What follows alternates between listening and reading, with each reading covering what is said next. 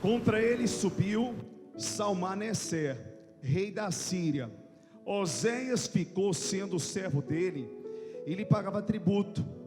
Porém o rei da Síria achou Oséias em conspiração, porque enviara mensageiros a Só, rei do Egito, e não pagava tributo ao rei da Síria, como dantes fazia de ano em ano. Por isso o rei da Síria o encerrou em grilhões, num cárcere, porque o rei da Assíria passou por toda a terra, subiu a Samaria, sitiou por 3 anos, e no ano 9 de Oséias, o rei da Assíria tornou a Samaria, transportou a Israel para a Síria, e os fez habitar em Alá, junto a Abó, o rio Gozã, nas cidades dos medos. Só até aqui. Curve a sua cabeça, feche os seus olhos. Eu quero estar orando por você. Meu Deus, muito obrigado por tudo aquilo que o Senhor já fez até agora, pela ceia que nós podemos participar, Pai, como memorial de tudo aquilo que o Senhor tem feito e vai continuar fazendo, porque o Senhor não foi, o Senhor continua sendo a ressurreição e a vida. Meu Deus, muito obrigado por cada vida que está aqui nesta noite, debaixo da Tua promessa, debaixo da Tua unção, Pai. Nós queremos compartilhar uma palavra segundo o Teu coração, e cremos que o Senhor há de nos usar como uma flecha afiada em Tuas mãos, porque a glória não é minha, a honra não é minha, toda exaltação pertence ao Senhor. O que importa é que eu diminua para que o Senhor cresça. Então seja exaltado em nome de Jesus. Se você crê, diga amém, diga aleluia, e aplauda lindamente ao Rei da Glória. Aleluia. Você que está em casa pode compartilhar a live pela página Pensamentos de um Pastor, pela TV Encontro das Águas no YouTube também, está sendo transmitido pelo Instagram. Mas as lives ficam salvas para que você possa depois assistir o que Deus fez e continuará fazendo. Amém? Amém ou não amém? Diga para o seu irmão: vivendo um tempo de libertação. Fala com fé para ele. Diz: o tema da ministração é vivendo um tempo de libertação. E é interessante, meus lindos, que quando nós falamos sobre libertação, a primeira coisa que vem na mente de muitos é a libertação a respeito de demônios, é a libertação a respeito de possessão maligna. Só que hoje eu quero falar de uma natureza de libertação mais profunda, a libertação da nossa alma, onde muitas vezes nós estamos na igreja, até somos igreja, espinhos na carne todos nós temos, fragilidades, falhas, isso faz parte da nossa humanidade. É Cristo quem nos justifica, foi Ele quem nos justificou, e é Ele que continua nos santificando e nos lavando com o seu poderoso sangue, e sempre nos dando a oportunidade de recomeçarmos. Mas é impressionante como muitas vezes nós somos reféns da nossa mente, das circunstâncias que estão à nossa volta, e sempre que Satanás quer gerar desestrutura na nossa vida, relacionada a um objetivo, um sonho, um projeto que Deus gerou no nosso coração, ele vai tentar nos desestruturar interiormente. As maiores guerras que Davi enfrentou não foram as guerras externas. Ele venceu os seus inimigos, mas foram as batalhas interiores. Foi quando ele ficou no palácio e ele pecou em relação a Batseba. Foi quando Israel viveu um tempo de paz, não haviam guerras externas. E a Bíblia diz que Satanás incitou o seu coração e se levantou contra Israel, levando Davi a um contexto de vaidade de caráter, para que ele mandasse fazer um censo, porque a partir do momento que o Senhor trazia muitas vitórias através da vida dele, então naturalmente ninguém mais em Israel morreu, e como ninguém mais morreu, então o povo cresceu, e não era necessário que ele contasse o povo.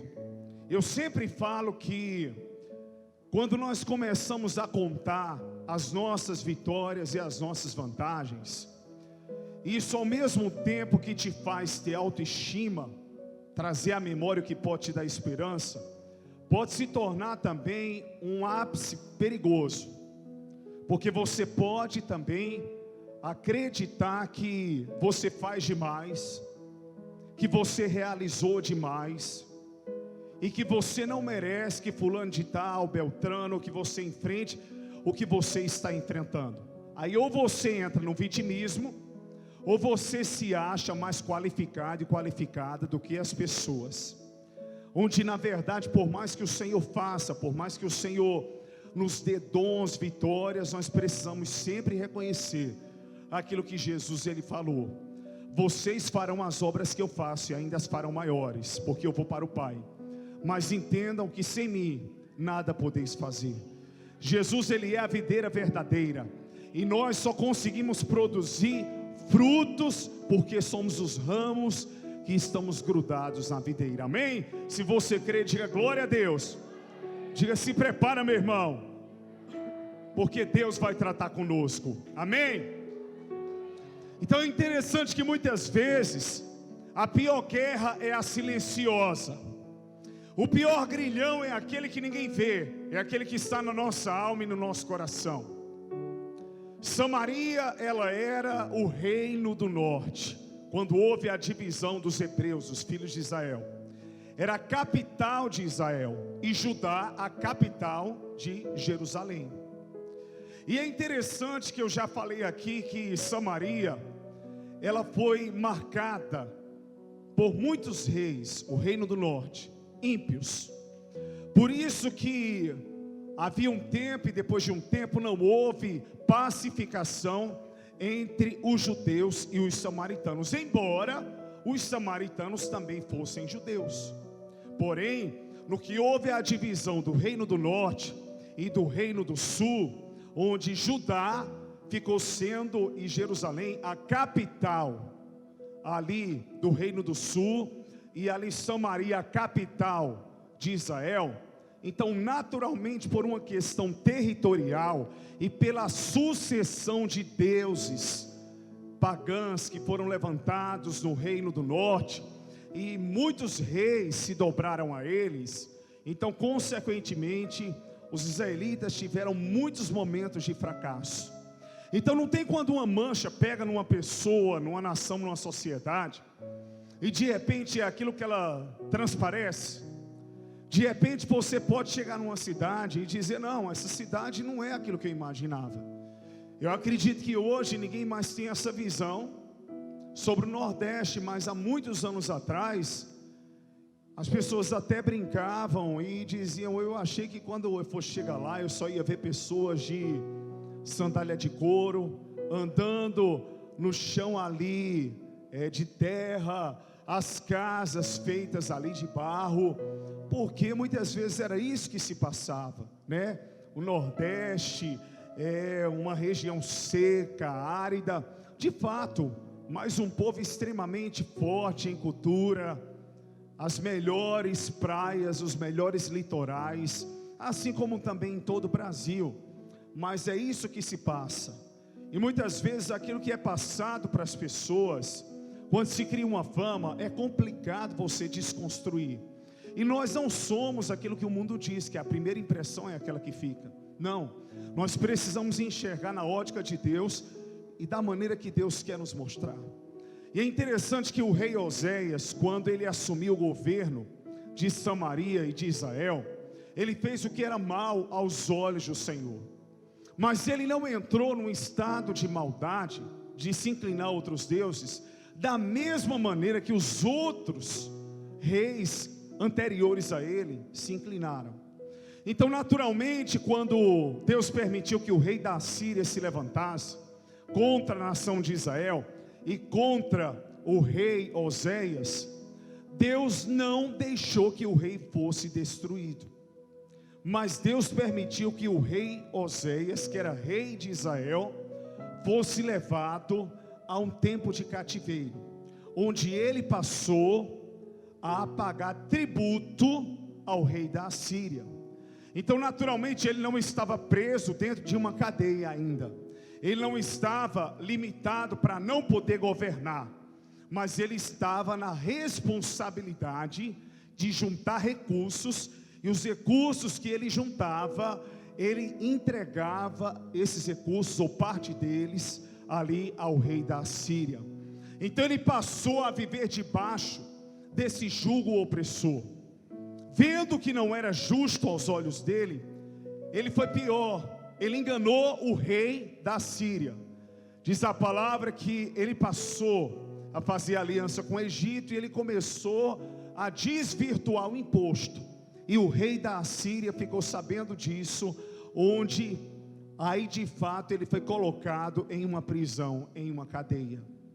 E diz a palavra que, vendo toda a realidade, como não havia mais monarquia exercida na Síria, então os israelitas que estavam na Síria, eles foram levados, na Síria não, que estavam em Samaria, eles foram levados para o cativeiro na Síria, onde consequentemente, não apenas eles eram escravos do rei da Síria, mas eles passaram a estar debaixo também do jugo opressor do rei da Síria. O que nos leva muitas vezes a caminharmos debaixo de cadeias. Por que que estamos na igreja e o nosso ministério não rompe? Por que que não conseguimos pregar, não conseguimos adorar como nós gostaríamos? Porque essa angústia entra no nosso coração e ela não quer mais sair, ela fica. Porque a nossa casa, ela se encontra do mesmo jeito. Por que que as nossas emoções, elas se encontram tão desestabilizadas e você não consegue viver uma estabilidade, não consegue romper, não consegue crescer, não consegue avançar? Por que é que muitas vezes você pensa que está chegando no alvo, no projeto que Deus tem para você, e quando você pensa que está colocando os pés, de repente você está fora do projeto? Por que é que nós oscilamos tanto? Por que é que nós estamos sofrendo tanto? O que é que nos prende? O que é que nos amarra? O que é que não nos permite viver o novo tempo que Deus tem para nós? Temos promessas, caminhamos debaixo daquilo que o Senhor falou, podemos ser agentes de transformação, mas por que não estamos sendo?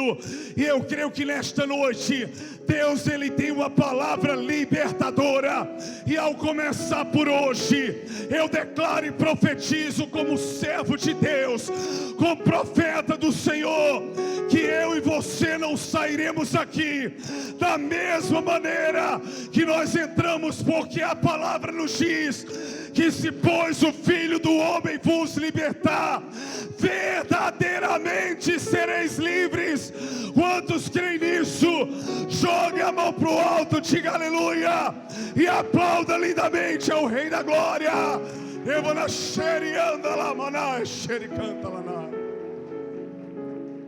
Primeira coisa que Oséias ele fez, ele viu que os reis anteriores a ele sofreram, e ele não fez nada para fazer diferente.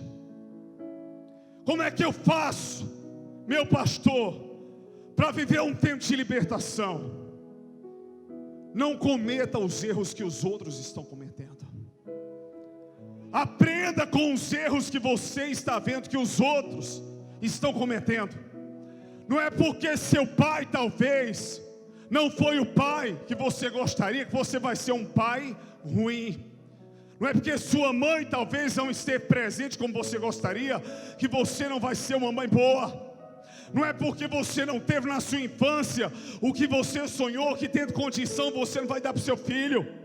Não é porque você sofreu em outra igreja, em outro ministério, que todo pastor é igual, e na igreja que hoje Deus te traz, você vai passar pelo mesmo processo e pelo mesmo sofrimento. Não é porque você sofreu em relacionamentos anteriores que você vai sofrer novamente. Jamais tenha como inspiração para você pessoas que não deram certo.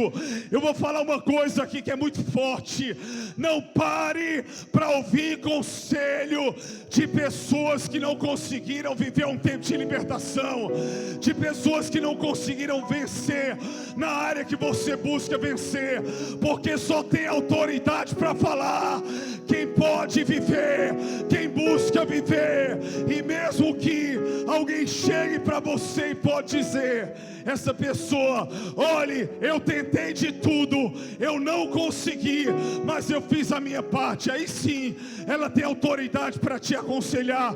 Mas em nome de Jesus, deixe Deus escrever uma nova história e se permita ser a caneta que Deus vai usar para reescrever a história de Caruaru, do Brasil e do mundo, da sua família, da sua vida financeira, das suas emoções.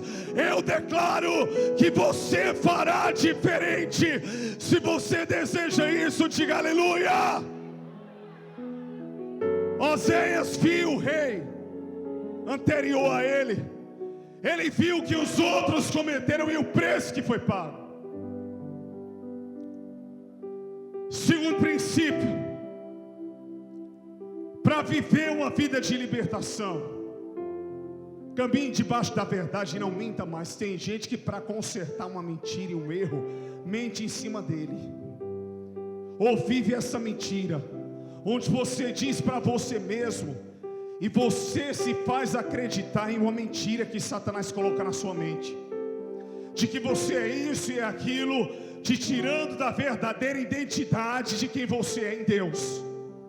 Então Oséias, além de pagar tributo ao rei da Assíria, ele fez algo pior, indignado com o que estava acontecendo, mas sabendo que Deus havia permitido isso pela sua desobediência, ele começou a desvirtuar, ele foi além, ele começou a sonegar imposto. Diga para o seu irmão, o que é seu é seu. Diga, o que é seu irmão é do seu irmão. Não cobice nada de ninguém. E eu vou pegar pesado. Não vá querer ganhar o que você gostaria passando por cima dos outros. Tem homem solteiro, tem mulher solteira.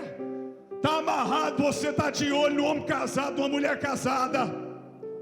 Tem gente aí que realmente vai te dar oportunidade para que você possa crescer. Mas não cresça em cima da inveja e da destruição de ninguém. Não fique no seu lugar dizendo por que fulano canta, por que fulano prega, por que fulano sobe. Não usurpe o lugar de ninguém, não deseje.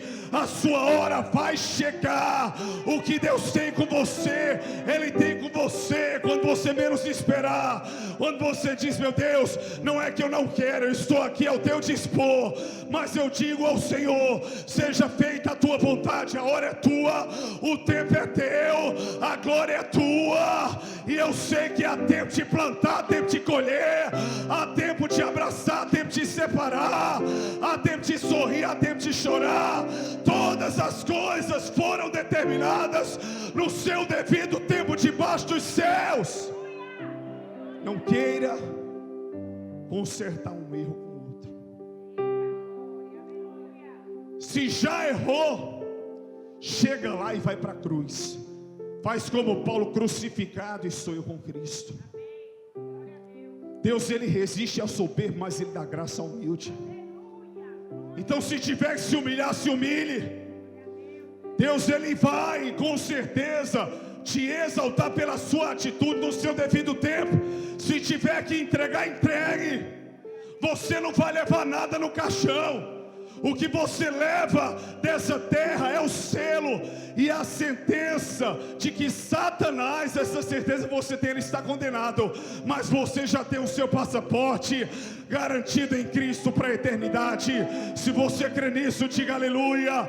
Diga para o seu irmão e diga, espere no Senhor, e Deus colocará coisas grandes nas suas mãos. Pode doer, pode ser difícil, mas Deus é o Deus da verdade. verdade, e Ele vai nos respaldar em cima da verdade.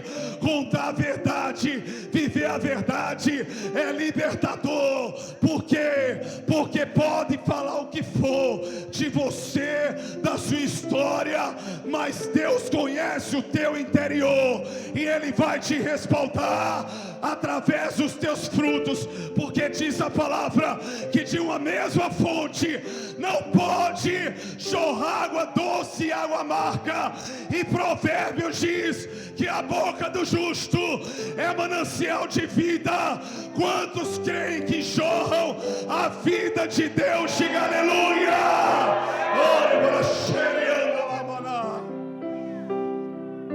Então, de repente, Oséias, ele vai e ele comete um outro erro. Agora ele perde o seu governo e ele vai para a cadeia. Todos os israelitas foram tirados de Samaria. Terceiro princípio, e esse é muito forte: se o governo e se a pessoa do rei Oséias fosse liberto, o povo não teria passado pelo que passou. Mas por o erro, ou pelo erro de um homem, as pessoas que ele amava sofreram também e foram aprisionadas. Você está pensando que sua mãe não é aprisionada, ou seu pai ou seu marido, quando você sofre, pelo amor que eles têm por você? Você está pensando que o pastor, a pessoa que ora por você, quando vê você aprisionado, não sofre também e não fica preso a cadeias? Tem gente que te ama, tem gente que chora por você.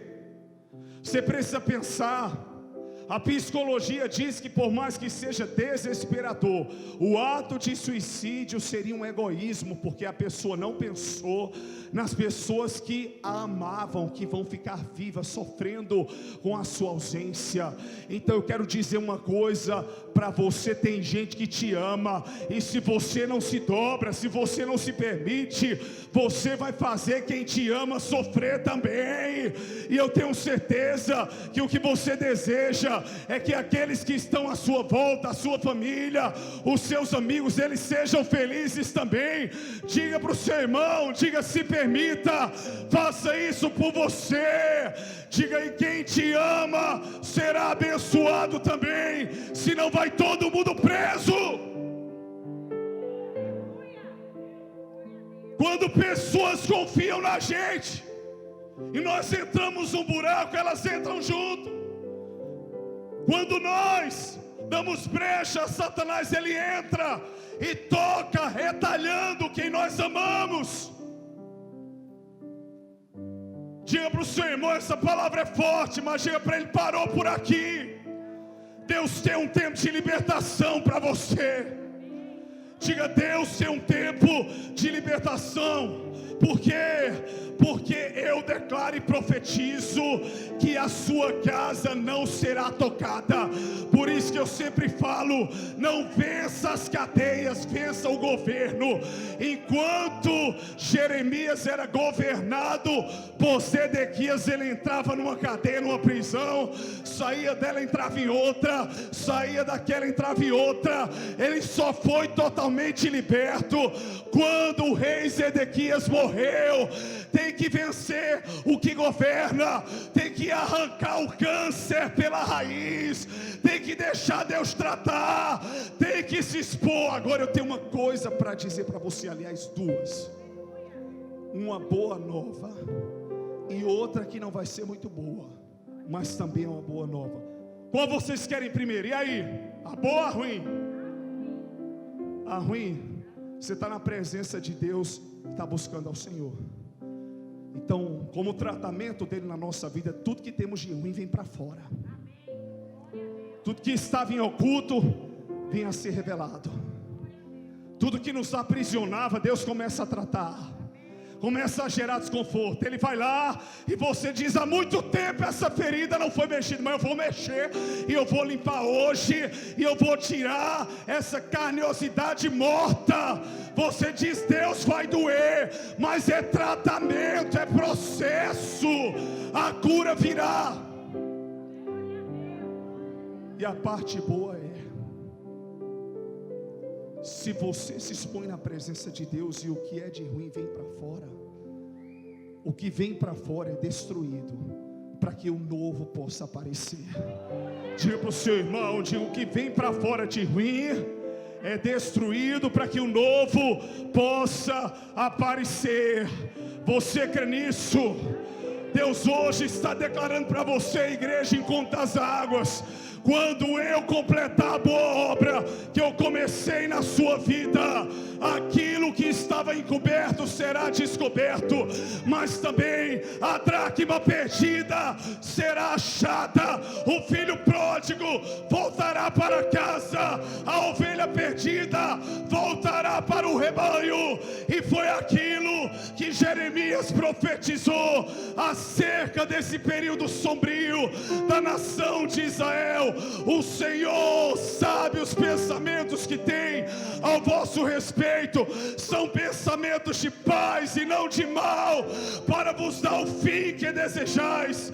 E ali a nação passou por vários processos, foram para Samaria, foram para Babilônia, mas chegou um tempo que Deus tratou com o seu povo, usou Neemias, usou Esdras para reconstruir o templo e para reconstruir Jerusalém, e o povo de Deus voltou a habitar no centro da vontade do Senhor. Se você crê que é assim, diga aleluia. Isso que está doendo hoje, isso que você está sentindo tanto desconforto, está sentindo que a pedra está apertando e está incomodando no teu sapato. Isso é para você tirar o sapato e tirar a pedra que está dentro do teu sapato. Quando percebe que o calor está grande, é para tirar o casaco. Quando percebe que o frio está grande, é para colocar um cobertor, um casaco. Então, sensações que Deus te permite ter e sentir, é exatamente Ele te levando ao centro da vontade dEle. E hoje, para que você possa viver o que Deus tem para você, você precisa literalmente deixar na cruz.